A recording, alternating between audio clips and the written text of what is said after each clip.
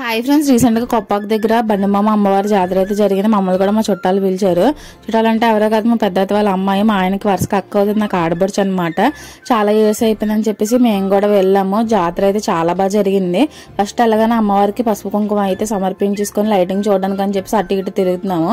జనం అయితే చాలా ఎక్కువగా ఉన్నారు. ఆడవాళ్ళందరూ చిన్న చిన్న బొమ్మల దగ్గర స్టక్ అయిపోతారు కదా, కొనకుండా బేరలు ఆడబోతుకి సగం సరిపోతుంది.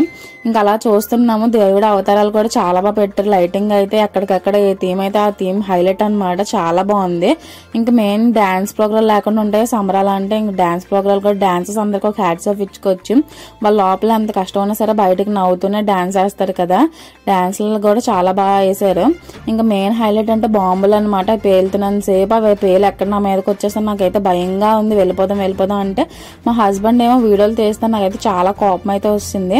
ఇలా అయిందనమాట సంబరం. ప్లీజ్ లైక్ చేయండి, సబ్స్క్రైబ్ మీకు యూట్యూబ్ ఛానల్ ఫాలో మర్చిపోకండి.